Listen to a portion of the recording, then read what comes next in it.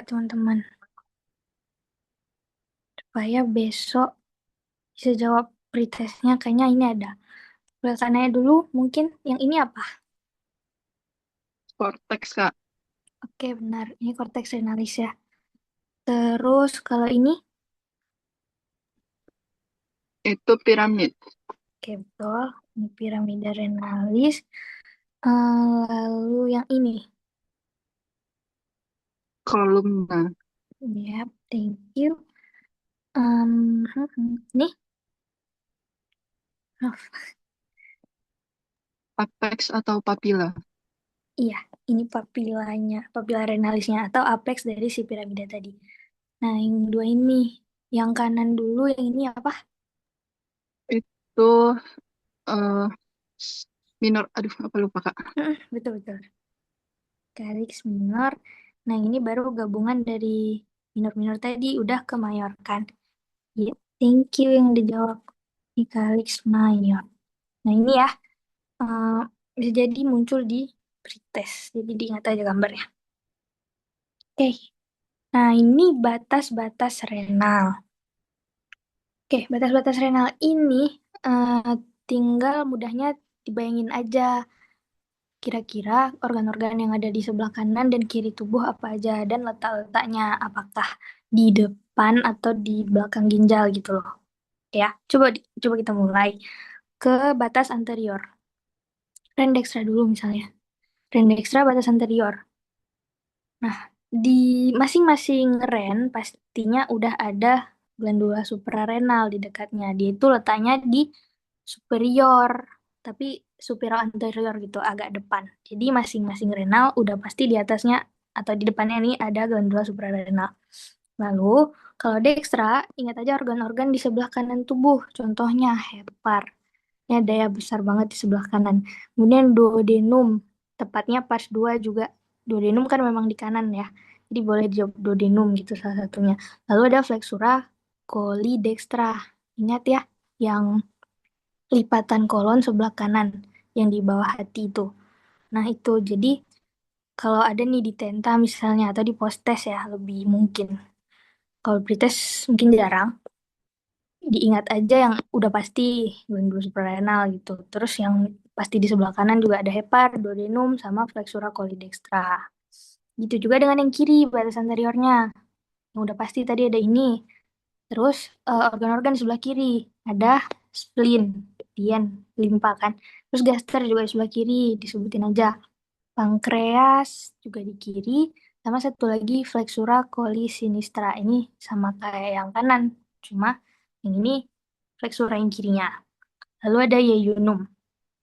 Oke, jadi mungkin untuk tenta dihafal, ya dihafal atau dibayangin lah beberapa organnya 3 sampai 5 mungkin udah aman gitu. Oke, nah untuk batas posteriornya sendiri nih sama persis dua-duanya. Ya, di batas posterior renal itu ada diafragma, ada koste. Ini ya, koste beda satu, maaf. Kostenya dextra itu 12. Kostenya si sinistra masih 11 karena kan lebih atas dia tadi. Sementara muskulus-muskulus lainnya sama nervus-nervus lainnya itu sama, tinggal di hafal aja mungkin. Ya, ini ini visualisasinya biar kalian lebih ingat mungkin. Karena kan renal di sini berarti batas anteriornya, posteriornya apa-apa aja. Ini kalau anterior ya bisa diingat organ-organnya, mana yang sebelah kanan dan kiri tubuh. Kalau ini posteriornya, tadi udah disebut juga sih. Tinggal diingat aja nervus-nervus dan muskulus-muskulusnya. Oke, nah itu aja. Ini juga sama batas posterior si Ren. Ada rib, cuma beda yang rib 12 sama 11 rib. Itu aja. Nah ini glandula suprarenal sebenarnya nggak dibahas harusnya. Karena bukan sistem urinaria, tapi ini ada histologinya sedikit. Tapi mulai tahun ini udah dihapus histologinya, nggak diajarin lagi ntar di praktikum. Karena kan udah belajar di histologi juga kan. Zona korteks dan lapisan korteks dan medula suprarenal GFR itu cuma paling letaknya aja right adrenal gland left adrenal gland itu ya letaknya sama kalau yang sinistra lebih sedikit ke atas dibandingkan yang dextra. Ini nama lain suprarenal itu adrenalin, kelenjar adrenalin. Oke. Oke deh, itu aja. Sekarang kita ke regio flank. Regio flank ini regio di tubuh yang penting karena ini merupakan tempat letaknya dari si ren dan adrenal tadi. Dia letaknya di antara koste sampai pelvic. Oke, jadi ini visualisasinya. Dia tuh dari arcus coste sini sampai pelvic sini. Hmm, dia tuh juga letaknya di dinding posterior, namanya dinding posterior abdomen ya. Terus dia dibagi dua, ada yang regio lumbalis, yaitu dari atas pinggul, dari bawah iga sampai atas pinggul, bawah koste sampai sampai ke pelvic. Terus yang ini, nah ini harusnya dari bawah pelvic sampai ke hip ya. Hip tuh ntar udah di sini tuh. Panggul itu kan hip, kalau pinggul itu pelvic. Oke, nah kemudian ini batas-batasnya. Super, infer, anti, sama positif tinggal dibayangin aja. Superiornya pasti di batas atas dia dibatasi oleh poste tadi 11 dan 12. Kemudian di bagian bawah dia dibatasi oleh crista iliaca. Ini kalau tampak belakangnya ya, crista iliaca. Itu batas bawahnya. Kemudian anteriornya itu dibatasi oleh linea axillaris anterior. Ingatnya kemarin axillaris itu kan ketiak. Jadi di sini batas depannya. Kemudian kalau batas belakangnya adalah mid linea mid clavicula atau sepanjang ujung scapula ke bawah. Ya, kalau scapula di sini garis yang ini itu batas posteriornya. Itu aja paling diingat dari regio flank. Hmm, nah ini sekarang vaskularisasi renal. Tolong diperhatikan. Mungkin seringnya ini di kalau nggak postes tenta gitulah dua-dua kan. Oke. Mulainya pasti dari jantung kan ke aorta nih yang memvaskularisasi seluruh tubuh. Aorta. Lalu ke arteri yang memvaskularisasi organnya. Ini kan nama organ nih, arteri renalis. Lalu masuk setelah renalis ke segmentalis. Ini masing-masing segmen di renal. Lalu bercabang lagi ke lobaris, masing-masing lobar. Kemudian ke interlobaris. Nah, setelah itu ke arcuata. Jadi arti arcuata ini arc itu kan lengkung. Dia yang arteri yang melengkung di sini tuh gak terlalu jelas ya, Mari. Nah, kemudian setelah arteri arcuata ke interlobularis. Tadi kan udah lobaris dan interlobaris. Kemudian lanjutnya ke interlobularis. Setelah dari itu, nah ini nih, ini udah arteri interlobularis. Dia masuk ke glomerulus. Lewat apa masuknya? Ke arteriol aferen. Ingat kan aferen itu artinya masuk. Lalu dia ke glomerulusnya, ke sini. Lalu keluar dari glomerulus lewat arteriol eferen. Glomerulusnya ya, eferen keluar dari glomerulus. Setelah keluar, dia ke kapilari. Namanya peritubul capillaris. Capillar peritubul. Ini, lalu kan balik ke jantung. Balik ke jantung pastinya udah vena. Ya, nama venanya sama lagi kayak nama-nama tadi pasangan-pasangannya. Dari arteri interlob, maaf ini, arteri interlobularis, pasangannya vena interlobularis, lalu balik ke vena arcuata lagi, lalu ke vena interlobaris lagi, dan di sini nggak dipanjangin lagi ya, jadi langsung ke vena renalis. Lalu dari vena renalis balik ke vena besarnya, vena cava inferior.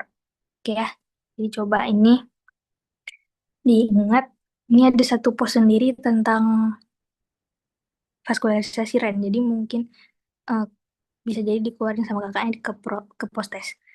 Jadi mulai dari arteri renalis, kemudian ke arteri segmentalis, lalu ke lobaris ya. Terus ini arteri lobaris dulu, baru ke arteri interlobaris, setelah itu habis interlobaris ke arcuata.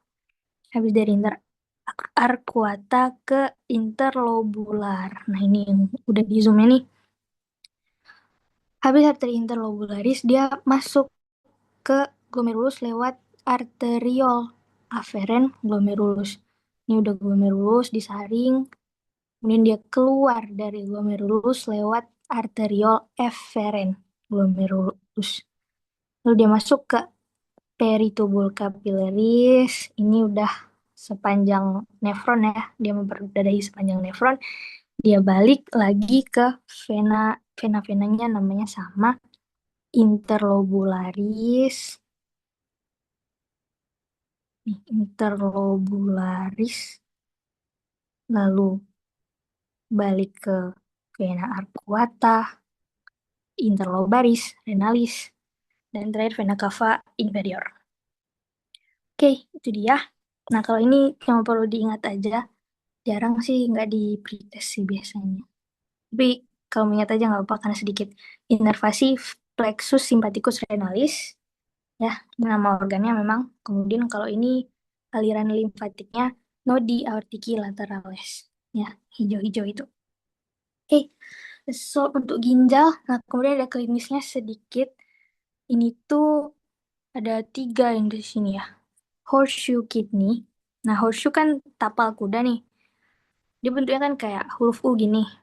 Jadi, maksudnya adalah penyatuan di polus inferior ginjal kanan dan kiri. Ini bentuknya, horseshoe kidney. Polus inferiornya ini gabung, fusi. Jadi bentuk huruf U. Nggak salah ini tuh di Tenta tahun lalu gitu ya, tanya benar salah uh, horseshoe kidney gabungnya di polus apa, polus inferior atau superior gitulah pokoknya. Tapi kalau klinis itu jarang di pretest. Oke. Nah, kemudian ada ginjal ektopik. Yang namanya ektopik itu kelainan dimanapun adalah tidak sesuai pada tempatnya, ya. Sama dengan ginjal ektopik, tidak sesuai dengan lokasi anatomis normalnya. Bisa di toraks, bisa di iliak, bisa masuk ke pelvic. Yang penting nggak di regio asli, lumbal, dan hipokondrik gitu. Dan ada yang ketiga, agenesis ginjal. Tadi kan udah tahu ya arti agenesis, tidak terbentuk.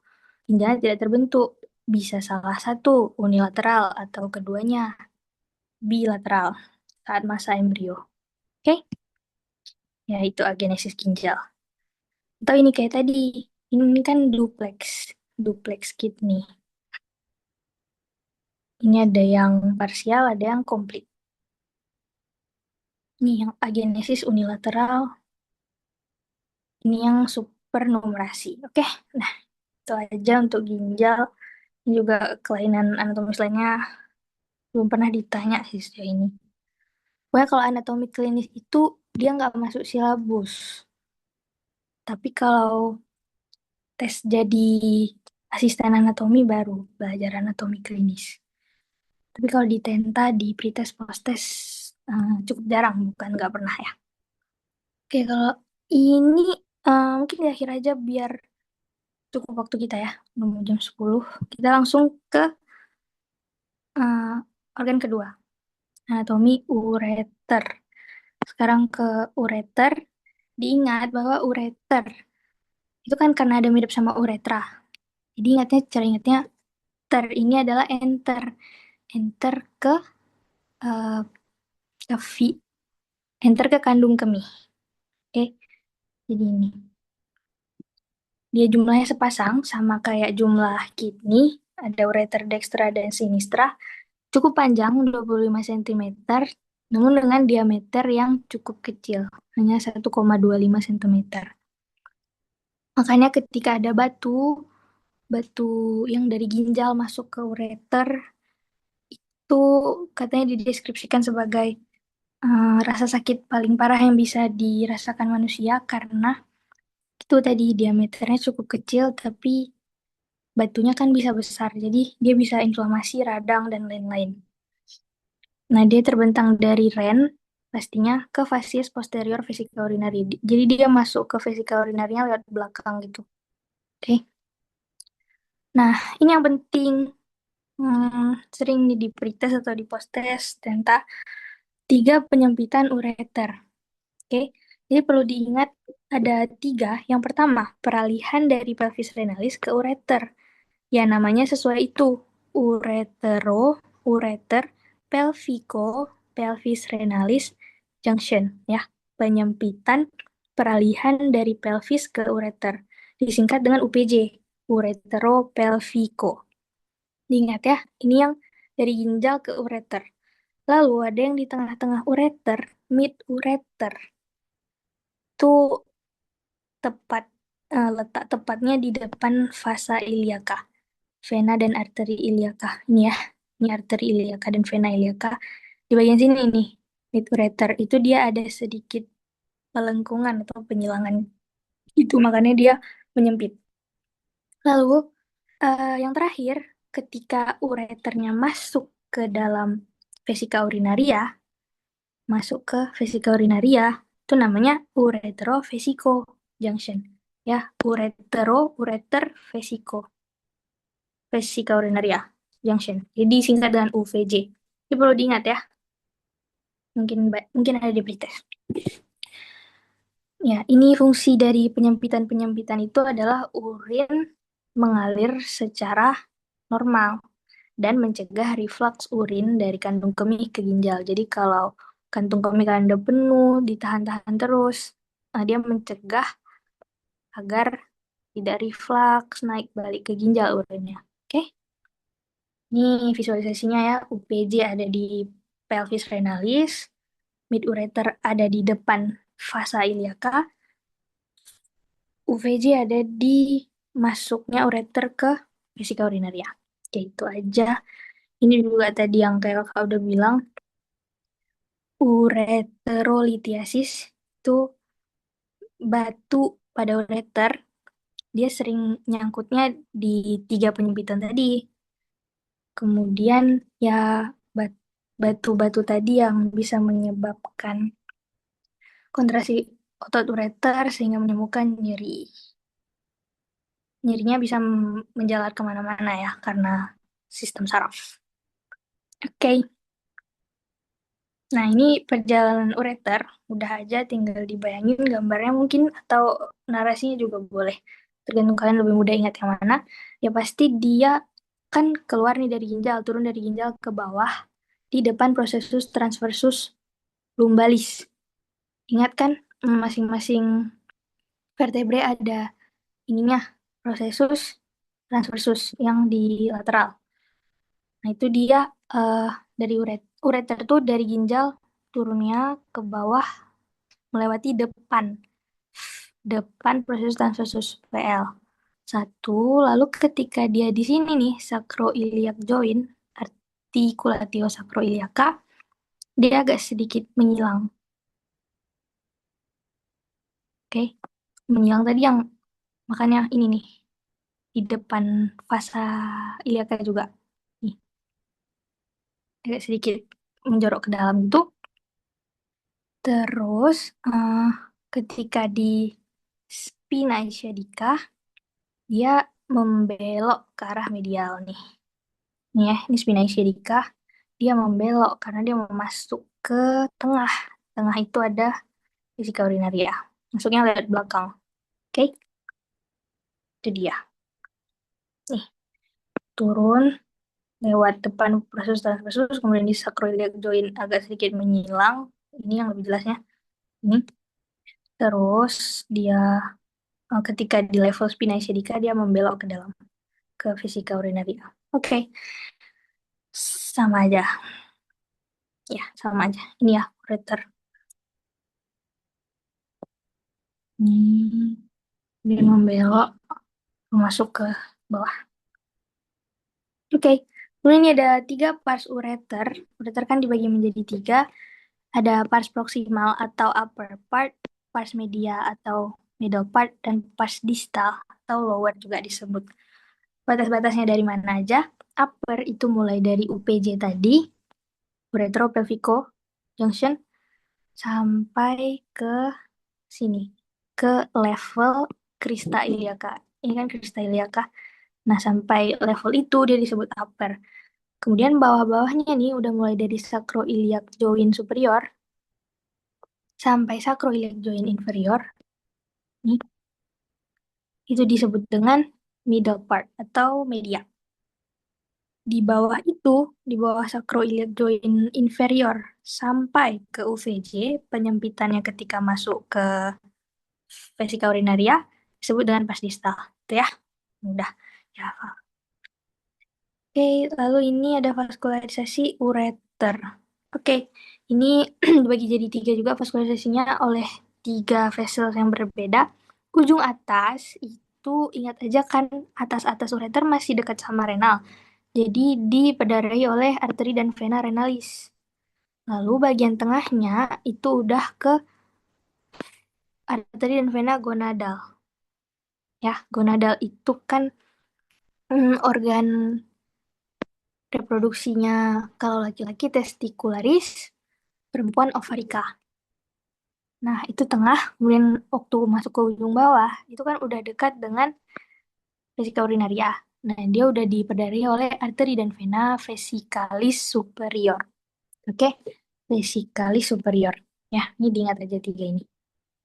Hmm, Oke, aliran limfatik sama inervasinya cukup jarang sih. Tapi boleh kalau mau dibaca. Inervasi tadi masih dibagi tiga, bagian atas dengan plexus renalis, sama kayak ininya dia ya. Kemudian bagian tengahnya nih yang beda oleh plexus hypogastricus. Baru bagian bawahnya plexus gonadal tadi, testicularis dan ovaricus. Itu ya bedanya inervasi dengan vaskularisasi dia. Tapi kalau limfanya ini dibagi jadi atas, nodi auricularis masih sama dengan si ginjal punya tadi, tapi bagian bawah dan tengahnya udah oleh aliran limfa yang berbeda, nodi iliaki. Ya, ingat aja karena dia kan dekat dengan arteri dan vena iliaka. Jadi itu asalnya, nodi iliaki. Oke, oke ini udah masuk ke klinisnya lagi. Ureter. Itu bisa terjadi yang namanya stenosis UPJ atau penyempitan pada uretropelvic junction ya. Ini maaf penyempitan di sini ya tuh. Nah, ketika ini terjadi penyempitan, berarti kan aliran urin yang udah dibentuk sama ginjal jadi terganggu, sehingga menyebabkan urinnya tuh tertumpuk di ginjal, yang kondisinya disebut dengan hidronefrosis. Oke, hidro artinya air, nefro itu nefron, nah is itu yang inflamasi lah. Tuh, jadi ginjalnya inflamasi karena tertumpuk tertumpuk air di dalamnya. Oke, ini kita udah ke organ ketiga, vesika urinaria atau buli atau kandung kemih.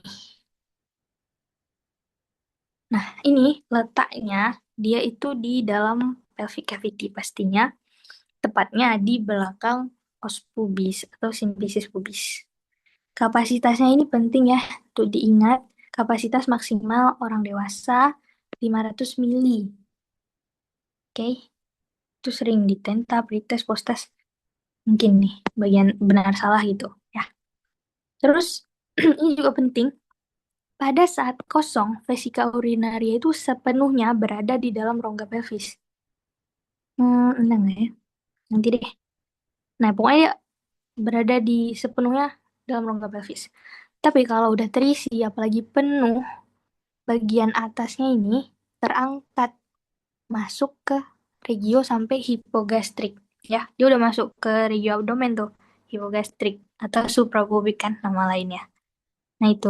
Terus ini bentuknya juga penting. Kalau kosong, dia bentuknya kayak piramida, segitiga, terbalik gitu.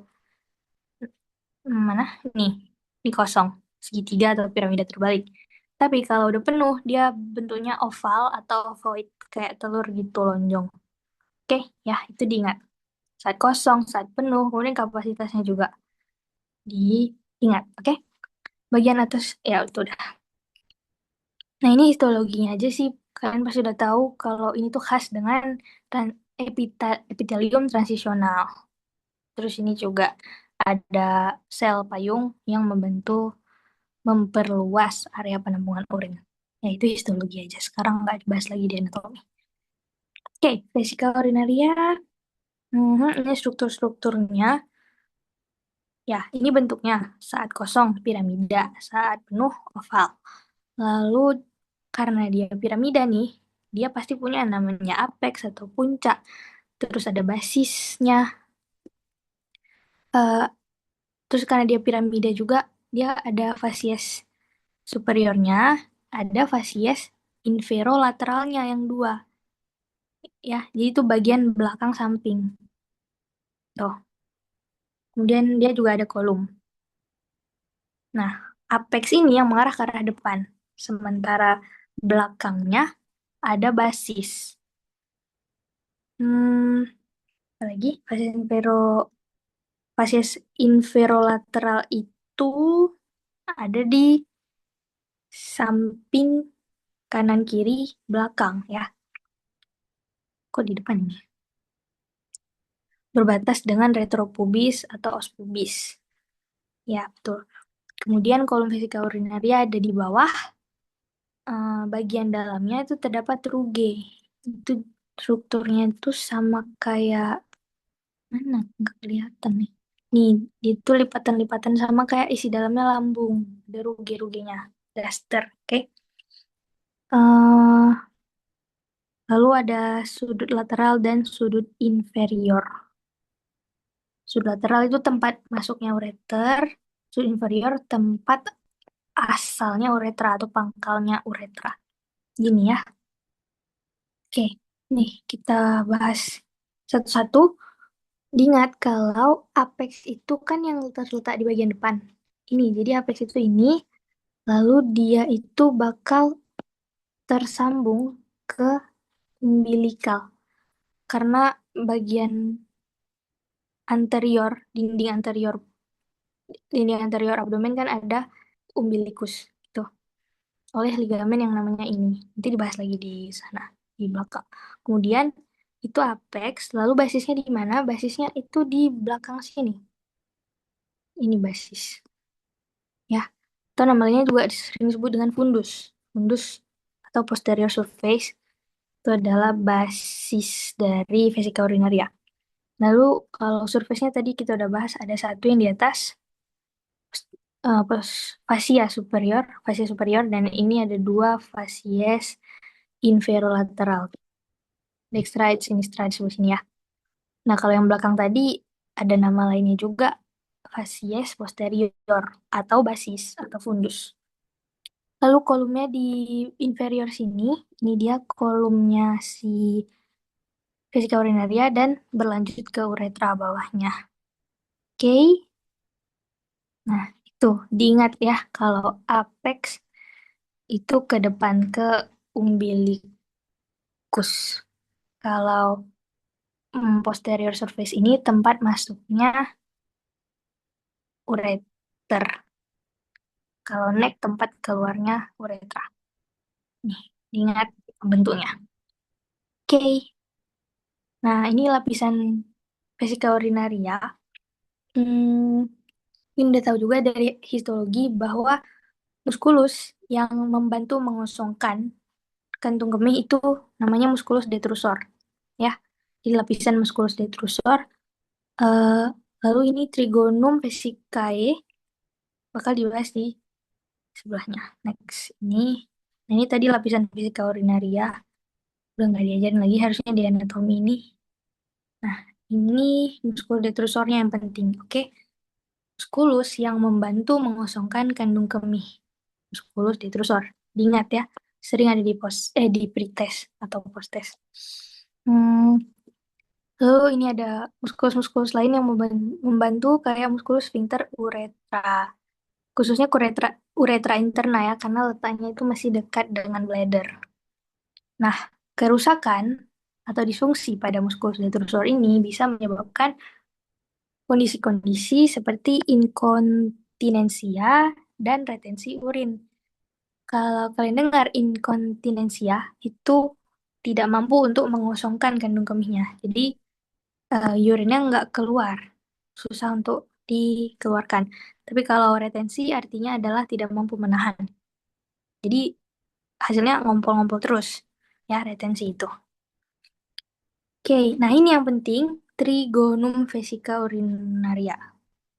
Trigonum vesicae adalah daerah di lapisan dalam vesika urinaria yang terbentuk dari 3 lubang atau ostium, yaitu diantaranya 2 orifisium ureter dextra et sinistra dan 1 orifisium uretra internum ya. Nih, ostium atau orifisium itu sama artinya opening atau pembukaan. Oke, lubang. Nah, jadi ini dia trigonum vesicae. Diingat, 3 lubang pembentuk trigonum vesicae-nya adalah 2 ostium atau orifisium, ostium ureter extra sinistra, dan 1 orifisium uretra internum. Oke. Nah, kemudian di dalamnya ada struktur-struktur lagi kayak ini, crista interuterica. Ya, jadi di antara 2 ostium ureter tadi ada yang namanya crista interuterica, kemudian ini ada satu namanya uvula, dia itu adalah penonjolan atau lipatan mukosa yang terletaknya tepat di atas MUE atau meatus uretra internum. Ya, uvula di sini. Uvula, uvula. Oke, itu aja. Penting ya diingat trigonum fisika ini sering banget di pre, post, denta. Nah, kemudian ini ligamentum tadi. Ligamentum apa-apa aja yang memfiksasi vesika urinaria pada tempatnya. Yang pertama, ada ligamentum umbilicale medianum. Dia struktur sebelum, apa namanya, struktur ketika masih embrio-nya adalah urakus, namanya urakus. Jadi dia merupakan sisa atau remnant dari urakus. Ya, dia itu memfiksasi apex vesika urinaria. Tadi ingat ya, apex kan yang depan.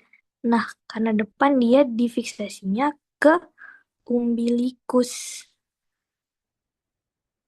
ke pusar. Ya, makanya dari itu kalau kalian sering sentuh pusar di lagi bersihkan pusar misalnya, itu ada terasa sedikit untuk mau kencing karena terhubung oleh ligamentum umbilicale medianum ini. Dari pusat itu terhubung ke kantung kemih, makanya ada rasa ingin berkemih ketika menyentuh pusar. Lalu ada yang kedua, ligamentum pubovesicalis. Pubovesicalis ini khususnya pada wanita, dia memfiksasi kolum vesika ke lateral, ke dinding lateral. Nanti ada gambarnya. Kemudian bedanya dengan pria namanya puboprostaticum. Oke, jadi ingat di prostat. Prostat cuma dipunyai oleh pria. Fungsinya sama, kolum ke lateral.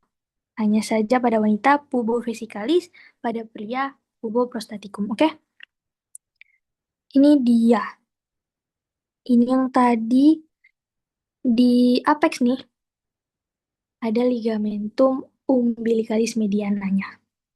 Oke, kalau di wanita, ini kan kolum ya, ini di bawah sini kolumnya. Kolum vesika urinaria itu difiksasi oleh ligamentum puboprostaticum ke sisi lateral. Ya, ini kanan dan kirinya. Lalu pada pria nih, karena ada prostat, ini kan prostat. Jadi difiksasinya oleh ligamentum puboprostaticum ke sisi lateral. Ya, sama-sama neck of bladder, kolum. Oke, itu aja. Nah, kalau ini muskulus-muskulusnya juga, ada yang pertama musculus pubovesicalis. Itu yang dari bawah simfisis pubis ke kolum vesika urinaria. Ya, dari sini ke kolumnya vesika urinaria. Ini yang nomor 1. Lalu ada yang kedua, recto vesikalis. Nah, ini dari rektum, longitudinal dari rektum ke dasar lateral fundus atau basis tadi, vesika urinaria. Ya, yang dua ini dia. Jadi dari rektum ke fundus, ke apa namanya, permukaan belakang, facies posterior, si vesika urinaria. Lalu yang ketiga ada recto uretralis, itu juga memanjangnya dari rektum ke uretra, tapi khusus pada pria. Ini ke uretra ya. Kalau ini yang ke vesika urinaria. Ini namanya sama-sama rekto, tapi satu vesikalis, satu uretralis. Oke, itu aja skurusnya. Kemudian ini vaskularisasi. Oke, vaskularisasinya oleh nama organnya sendiri, arteri vesikalis, superior dan inferior. Ya, ada dua. Terus kalau inervasinya oleh ini, plexus venosus vesikalis juga. Oh, maaf, ini vena, ini aliran vena, bukan inervasi. eh dari plexus venosus, venosus ya, vesikalis, lalu bermuaranya masuk ke vena iliaca interna. Nih, ingat kan, iliaca kan ada dua, iliaca interna sama eksterna. Yang eksterna itu yang nanti ke arah kaki, arah femoralis, lanjutannya ke arteri femoralis. Tapi kalau yang interna-interna ini, dia yang memperdarahi organ-organ urogenital system. Oke, udah. Nah, ini limfa dan inervasi cukup jarang juga. Kalau mau diingat, nodi iliaki interni et externi, kan dekat iliak ya. Terus inervasinya baru plexus hypogastric inferior. Oke, nah itu aja. Nah, ini perbedaan anatomisnya sedikit antara pria dan wanita. Ukuran vesika urinaria pria itu lebih besar. Kemudian bentuknya pada pria juga lebih memanjang dan kayak pir. Tapi kalau pada wanita itu lebih bulat dan membentuk seperti bola. Kalau lokasi pada pria itu ya pastinya belakang prostat dan di depan rektum. Tapi kalau pada wanita itu dia di belakang vagina dan depan rektum. Oke, itu aja ya ukuran, bentuk, dan lokasi. Nah, ini klinisnya lagi ada yang namanya sistokel. Oke, jadi sistokel ini kandung kemihnya turun, herniasi ya, menonjol ke dalam vagina. Tuh, sebabnya ini otot pelvic floor-nya lemah. Jadi bisa mengganggu proses perkemihan sih. Cara cegahnya itu sering-sering latihan senam Kegel. Oke, ini klinis lagi tadi nih vesikolitiasis. Jadi selain di ginjal ya, selain di ginjal batu juga bisa terbentuk di vesika urinaria karena kan mm, batu itu terbentuknya dari kristalisasi mineral-mineral yang udah ada pada urin. Kalau urin itu terlalu lama tertahan di kandung kemih kah atau di ginjal, jadi dia lama-lama makin mengkristalisasi dari yang awalnya kecil bisa membesar, membesar, membesar. Selama mineralnya itu bertambah, mineral dari urin. Jadi yang dari ginjal udah terbentuk bisa aja turun dari ureter masuk ke vesika urinaria. Ada juga yang memang dari awal terbentuk di vesikolitiasis. Dan yang terbentuk di vesika urinaria itu bisa jauh lebih besar daripada yang terbentuk dari ginjal. Karena kan memang organnya bisa lebih besar. Jadi batunya itu bisa terbentuk lebih besar aja dan bentuknya biasa lebih reguler gitu. Bulat kah atau lonjong oval dibanding batu yang terbentuk dari ginjal. Kalau dari